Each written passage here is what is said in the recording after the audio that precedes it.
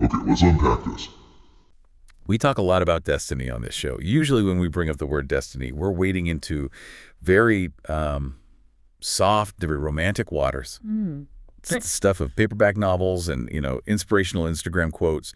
It was my destiny to find this parking spot, or the universe conspired to bring us together. Right. It's the happily ever after mechanism, really. It implies a narrative arc that always bends toward you being the protagonist of a lovely story. Exactly. It centers the entire universe around our personal fulfillment.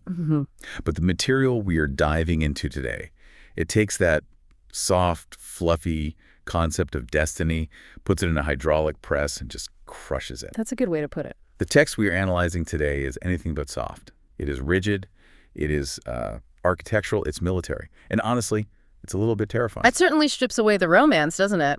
We are looking at a source text today that presents a theological framework that is, it's essentially a military schematic. A schematic, yes. It treats spiritual destiny not as some poetic journey of self-discovery, but as a rigid taxonomy, a biological classification system for souls, if you will. Right. And just to set the stage for everyone listening, our mission today is to conduct a rigorous, almost academic analysis of this specific text. Think of this deep dive as an oral dissertation on a kind of war manual. That's the perfect framing for it. This text details the structure of what it calls the end times army. It breaks down the spiritual hierarchy between God's forces and an opposing force referred to as the Brotherhood, or more bluntly, Satanism. And the core of it, the thing that changes everything, is the distinction it makes between two types of people. Yes, this is the real kicker, and the thing we are going to spend the next hour, I think, obsessing over.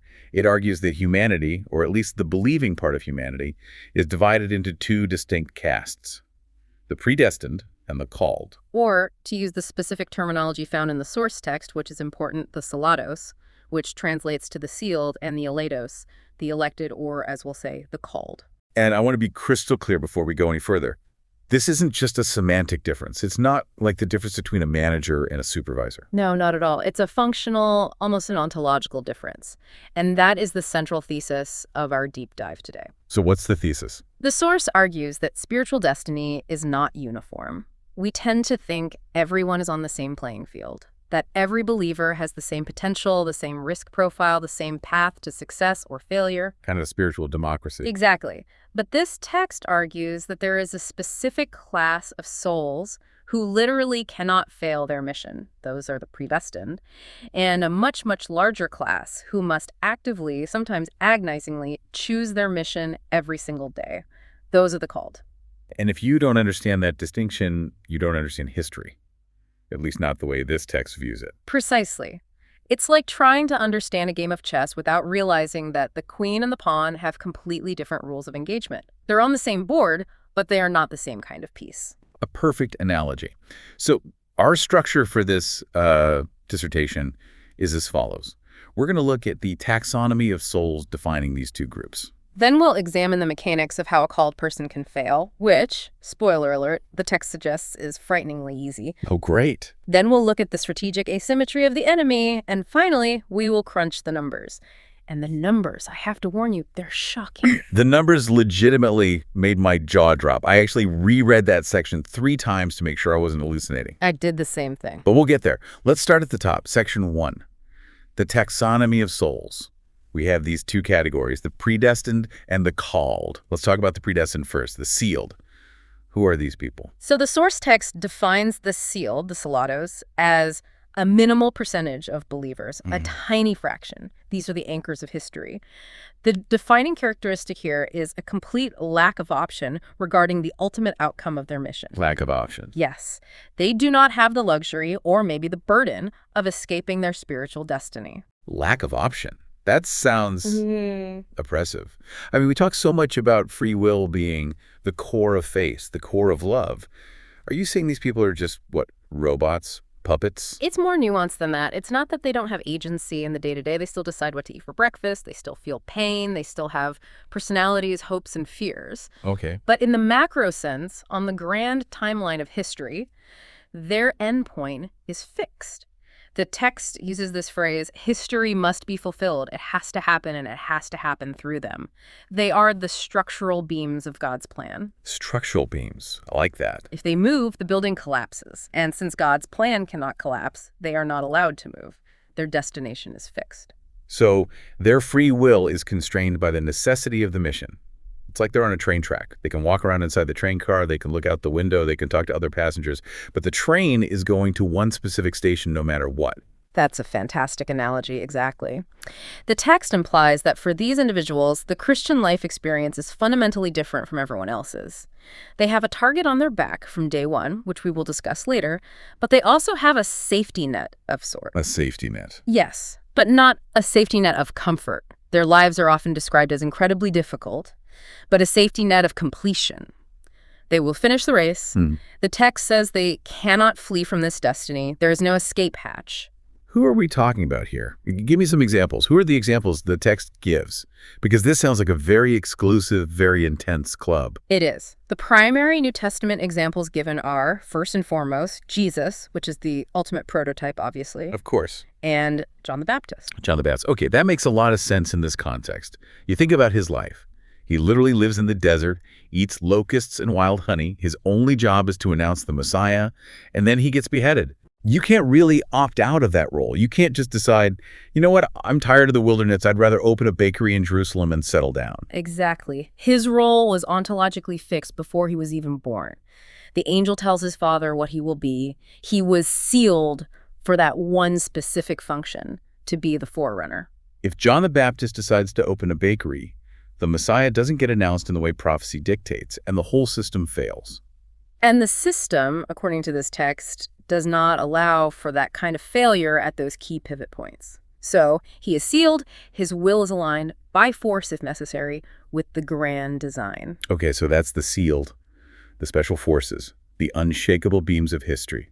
Now let's flip to the other side of the coin, the called, the elatos. This is where the text threw me a massive curveball. I think it does for most people. Because when I think of destiny with a capital D, I think of the Apostle Paul. Right. The titan of the New Testament, the architect of so much of our theology. The guy wrote half the Bible. He was shipwrecked, stoned, beaten, bitten by snakes, imprisoned multiple times. He traveled the entire known world. If anyone was sealed to do a job, I would assume it was Paul. But the text says no. That is correct. And this is a crucial point for understanding the text's entire logic. The source explicitly states, I was always led to believe that Paul must have had a big seal, given his radius of action and influence. The author admits that this is the common assumption. So the author was right there with me. Absolutely. But then the text argues that, no, Paul was not sealed. He was called. My brain breaks a little bit on that. Why? Yeah. Why make that distinction? Doesn't that, in a way, diminish Paul? On the contrary, in the logic of this text, it elevates him. It radically changes the nature of his heroism from something destined or pre-programmed to something entirely volitional. Volitional, meaning from his own will? Yes. The key characteristic of the called is that they possess absolute free will regarding their mission. They are chosen, yes. The invitation is extended, that's the call. A genuine offer is on the table. But the outcome depends entirely on their moment-by-moment choice to submit to that calling. So Paul didn't have to be Paul. He had an out. He had an out. The text argues he could have remained Saul of Tarsus. Let's play that out for a second. He meets Jesus on the road to Damascus. He gets blinded by the light. He gets healed by Ananias. He gets saved. He's a believer. But then he could have just gone home. He could have been a quiet Christian. Maybe he opens a tent-making shop, has a nice family. He could have been a decent guy who went to the local synagogue, paid his tithes, raised a family, and died in his bed at a ripe old age. And according to this theology, he would have been saved. He would be in heaven. But he wouldn't be the Apostle Paul. But the New Testament wouldn't exist. Or at least not the way we know it. We wouldn't have Romans or Corinthians or Galatians. So much of Christian thought would just vanish. Exactly. And that is the brilliance of his achievement, according to this source. Paul chose to endure. The source material highlights Paul's own self-definition. In his letters, he introduces himself as called to be an apostle. He says it right there. He doesn't say predestined to be an apostle. He doesn't say forced to be an apostle. He emphasizes the invitation that he accepted, not a mandate he was forced into. He defines himself by the invitation he accepted, not a mandate he was born with. Wow. That actually makes him more impressive to me, not less. It does, doesn't it? It means every lash of the whip he took, every sleepless night in a cold prison cell, he took it because he wanted to, because he chose to, not because he was some kind of spiritual automaton programmed for martyrdom. Precisely. It was a daily choice. And this leads to a really interesting comparative analysis the text makes between Moses and Paul. It asks the rhetorical question, who is greater, Moses or Paul? It's a heavyweight fight. The lawgiver of the Old Testament versus the apostle of the New Testament. It is, but the text answer is fascinating. It says, we cannot measure it that way. Moses was predestined, his trajectory was fixed, he saw the burning bush, he was locked in, he argued with God, sure, he tried to get out of it, but ultimately, he had to go. God didn't really give him a choice. Not really. But Paul, the text says, fought the good fight. He completed the career, he kept the faith. The language is all about endurance and personal effort. The text emphasizes that the metric of success isn't your category sealed or called, but whether you are in the center of God's will. So Moses conquered a physical landscape, leading a nation out of Egypt through the Red Sea, across the desert. Because he had to. He was sealed for it. Yes. And Paul conquered a spiritual and intellectual landscape shaping the theology for the entire Gentile world because he chose to. That's it. It's a victory of the will, but, and this is a massive but, this freedom comes with a terrifying downside. Which is why? If you have the option to succeed, you also have the option to fail.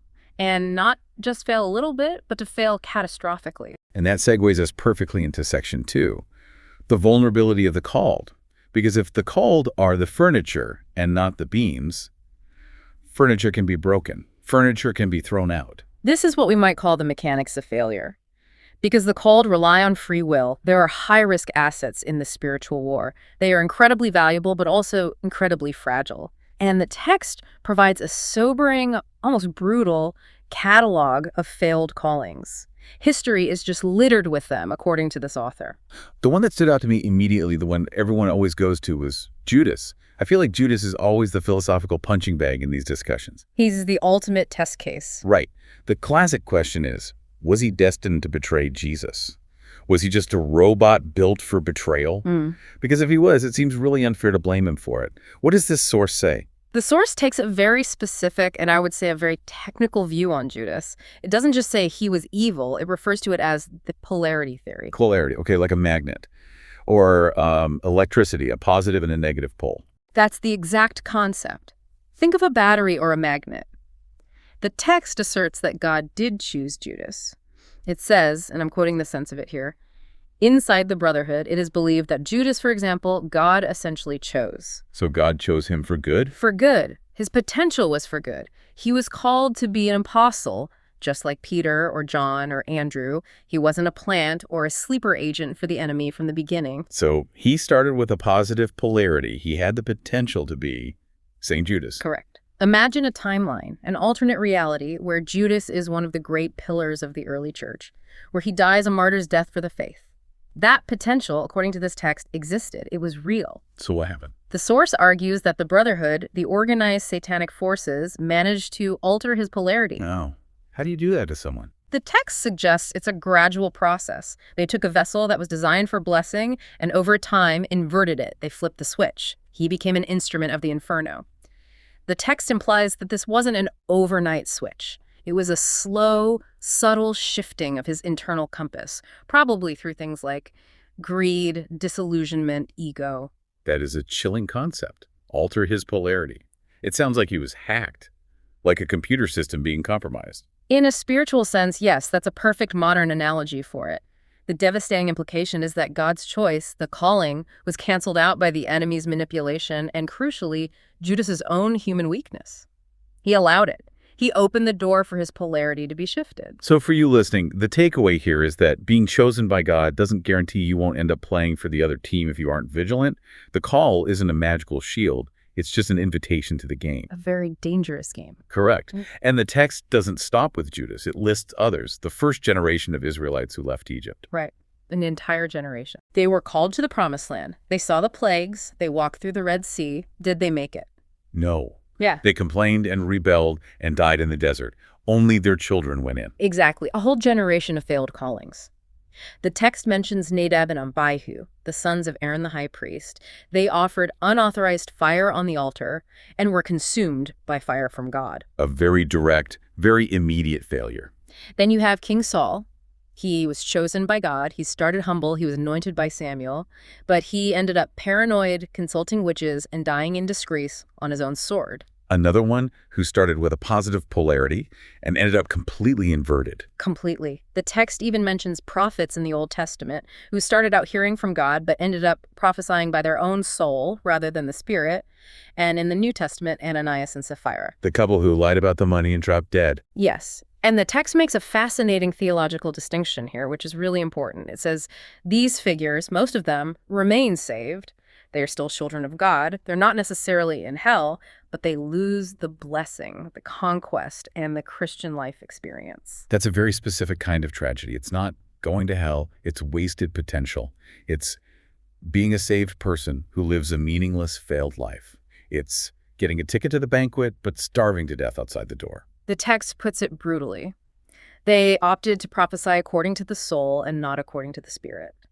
They let their humanity, their ego, their greed, or their fear override their divine calling. And this very vulnerability of the called is exactly what the enemy exploits. This brings us to the strategic side of things. Right. Section 3, strategic asymmetry. We need to talk about the brotherhood, as the source calls them. The text paints a picture of an enemy that is highly organized but limited. That's a key insight. There is a common misconception in pop theology, and certainly in horror movies, that Satan is the equal and opposite of God. You know, a yin-yang thing. A dark god versus a light god. Like God is all-knowing, so Satan must be all-knowing. God is everywhere, so Satan must be everywhere. But the text corrects this sharply. It claims Satan is not omniscient. He has a massive knowledge gap. He does not know everything God knows. And specifically, and this is the crux of his strategy, he does not always know who the sealed are. He doesn't know who the sealed are. Wait a minute. If they are the 5-star generals in this army, wouldn't they be obvious? Wouldn't they have a giant spiritual neon sign over their heads? You'd think so, but not always. And this is where the strategy gets fascinating. The text says God actively hides these people. They are camouflaged within the general population of believers. So they're like sleeper agents for the good guys. In a way, yes. The enemy is constantly monitoring believers, scanning the crowd, looking for the telltale signs of the seal. But they can't always see it directly. So because they can't see the spiritual rank clearly, they have to resort to a strategy of trial and error. Like a stress test, poking things to see what happens. Exactly. The text describes it vividly, almost like a military intelligence report. It says something like, he observed someone who was going very well spiritually. Attacked, nothing. Does he have the seal? It is probable. Look, wait for confirmation. It's like they're poking a bear to see if it wakes up, or crashing a car into a wall to see if it's secretly armored. Right. Think of it as a pressure test.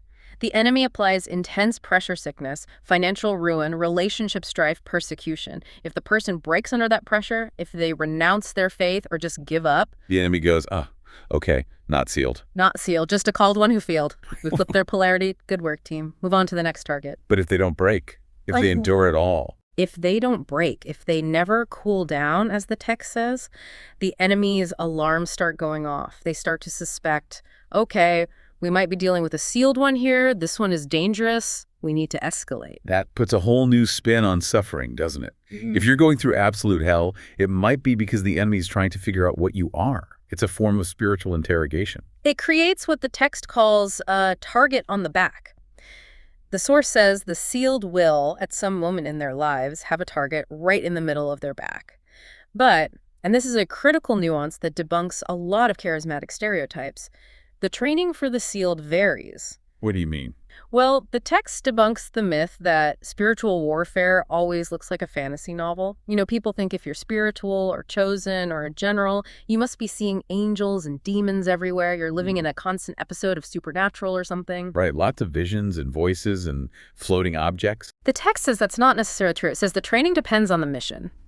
And it goes back to that comparison of David and Paul. David was sealed, a man after God's own heart. The source is clear on that. But did he see angels? Did he have supernatural light shows? No, not really. Mostly he just fought wars, wrote songs, dealt with political drama, and ran for his life from Saul. It was all very gritty, very earthly. Exactly. The text states it plainly. David was sealed and did not see angels. But Paul, we just established, was not sealed. He was called. Yet he experienced a lifetime of supernatural phenomena. Visions, going up to the third heaven, miracles, shaking prison cells. Yeah. His life was full of it. So why the difference? If the sealed guy gets no fireworks and the called guy gets a constant light show. I don't know why. Because of the dispensation, the time period, and the specific mission. Paul was part of the new ministry of the Holy Spirit. His mission required the supernatural to break open the Gentile world and prove the power of the gospel.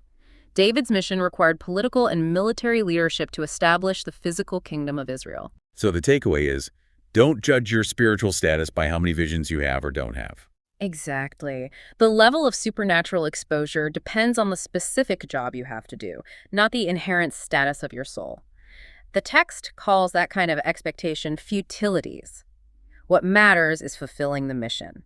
And the enemy is playing a very high-stakes game. Their ultimate goal is to prevent the restoration of the bride and the revival. And the ultimate wager for Satan, as described in the text, is absolutely terrifying. It says he wants to prove to Jesus that his entire creation is worthless. Yes, the text quotes the enemy's mindset, their end game. It's something like, I destroyed all your creation, they serve me, and you will be obliged to send them to the lake of fire along with me. He's trying to force God's hand. He wants to empty heaven. It's a spiritual scorched earth policy. He knows he's going down, and he wants to take everyone with him so that Jesus has no bride, no church left to return for. That raises the stakes considerably. Okay, so we have the players, we have the enemy strategy. Now let's get to the part that blew my mind. The math. Section 4. The calculus of the end times. The text refers to something called a time key and starts throwing around some very specific, very shocking demographic data. This is where the text moves from abstract theology to what looks like logistical planning for an army. It feels less like a sermon and more like a census report from a general. It really does. The source uses a baseline from the year 2004. It actually cites a well-known Brazilian magazine, Veja, stating there were 26 million evangelicals in Brazil at that time. Okay, 26 million. That's our starting pool, at least for the sake of this calculation. That's a big number. A very big number. Yeah. But then the text performs a calculation. It says, okay, let's just consider a small fraction, just 3% of that number. Like 3% of 26 million is, let me do the math, roughly 780,000. Actually, the text states it as 78,000. It seems there's a calculation error in the source, but the point it's making uses the 78,000 number. Let's stick with that for their argument.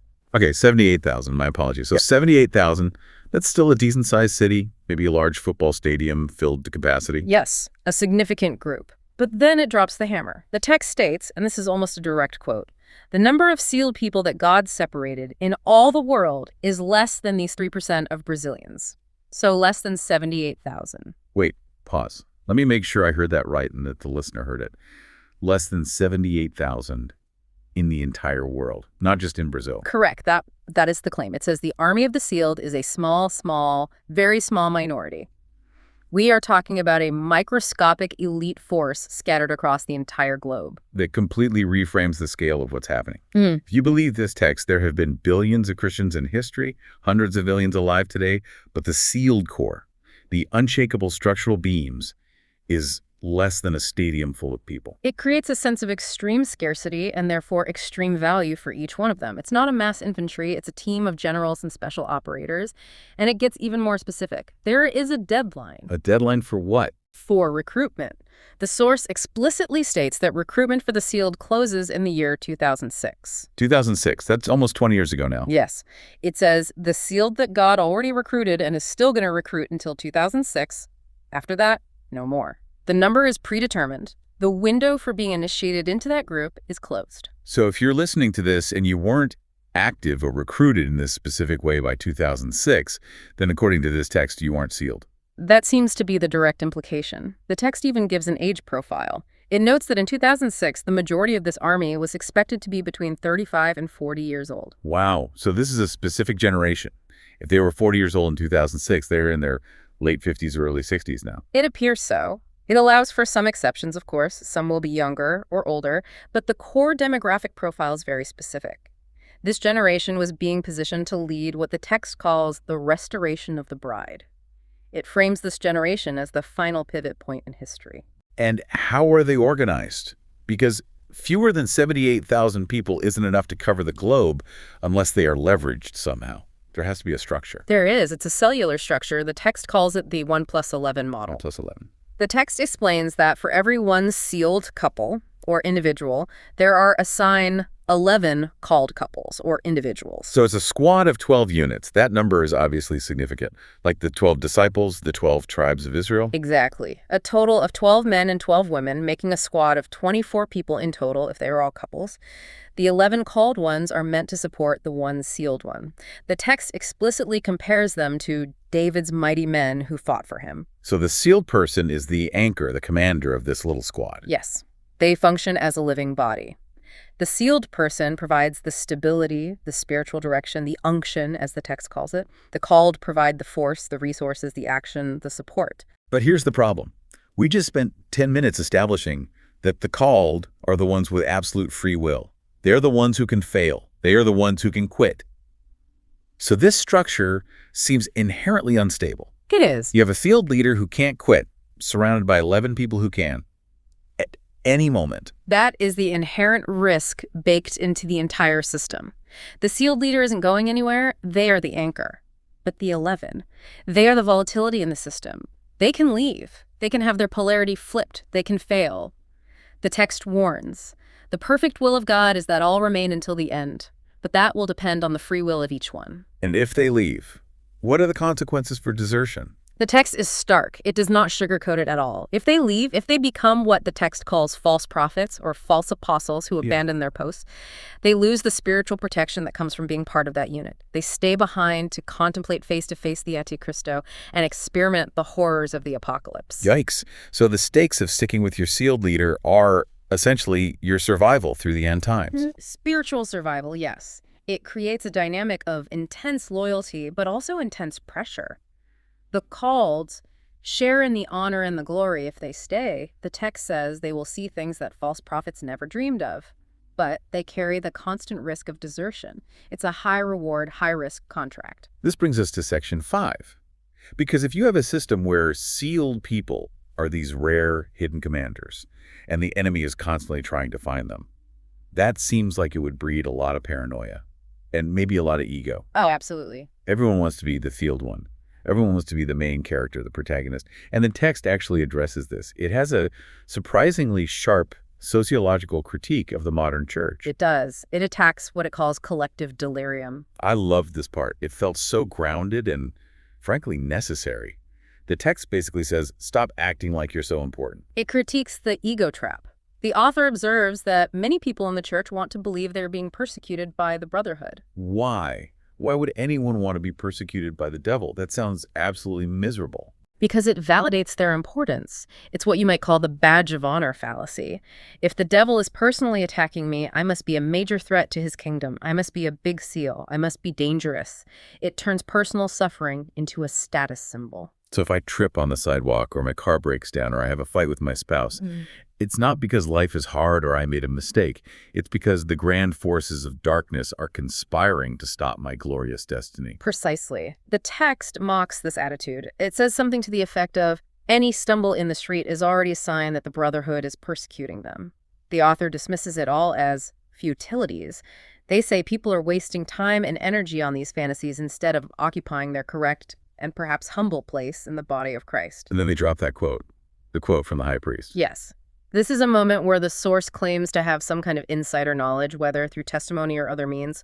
The author quotes a high priest of the Brotherhood as saying, laughing, that not even 1% of the 26 million are actually committed to God.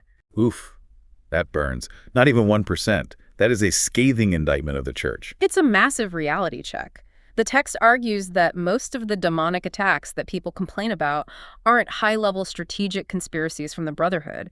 They're simply the natural results of personal breaches, legalities, and a general lack of commitment. Legalities. That's an interesting term. It sounds judicial almost. It implies a legal framework in the spiritual realm. If you sin, or if you are negligent in your spiritual life, you give the enemy a legal right to mess with you. It's not a special operation, it's just them exploiting an opening you provided. So it's not an invasion, it's just them walking through an unlocked door. Exactly. The text says the demons throw a party in people, marriages, families, for lack of commitment to God. With these, there is no reason for the Brotherhood to intervene. Agree. They haven't learned the basics yet. So if you're failing at the basics, don't flatter yourself by thinking you're a target of the elite enemy forces. You're just failing at the basics. It's a profound call to humility, and it clarifies that true sealed status is almost always hidden. It does make a specific internal reference, mentioning that those who attended specific seminars and received the unction, referencing another work, warriors of light are confirmed as sealed. But for the general population, the advice is, do your job, stop fantasizing, and get in line. It's tough love.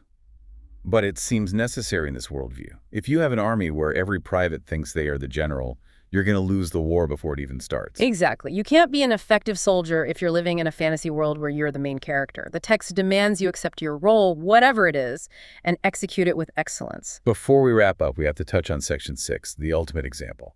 We've talked about Paul, Moses, David, Judas. But the text, of course, centers everything on Jesus. It has to. The Christology here is the foundation for the entire structure. The text points to Jesus not just as the savior of the world, but as the primary case study for what it means to be sealed. How so? In what way is he the blueprint? He is the only one in all of history who was the exclusive target of the devil himself. The text argues that while we deal with lower-level entities or the general consequences of sin, Jesus was the focal point of the entire enemy apparatus from his birth to his death. He was the big seal. The ultimate seal, the prototype. His life, his ministry, and his strategies are presented as the blueprint for this end-times army. If the sealed want to know how to operate, how to be hidden in plain sight for 30 years, how to train, how to select their 11, they look to Jesus. He's the model for the commander. He is the prototype of the commander. He selected 12. One failed Judas, the called one whose polarity was flipped. He completed the mission despite the failure in his squad. It's the fractal pattern for everything else that follows. So bringing this all together, we've gone through the taxonomy, the mechanics of failure, the enemy strategy, the shocking math, and the sociological critique. What are we left with? We are left with a vision of history that is incredibly high stakes and incredibly structured. It's not a spiritual free-for-all. It's a grand chess game where one side has a very limited number of queens, the sealed, and a much larger number of knights and rooks, the called. And the enemy is essentially playing blindfolded, trying to guess which piece is which by attacking them all. While the called pieces have to decide move by move if they're even going to stay on the board or just walk away from the game entirely. That's the part that really sticks with me, the called.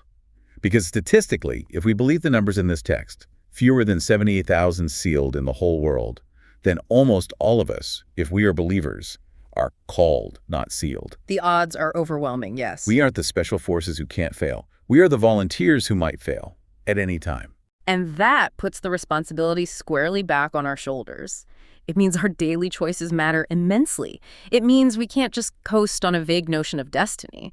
We have to actively maintain our polarity. We have to choose to accept the tribulation, the travel, the humiliation, just like the Apostle Paul did. It's sobering.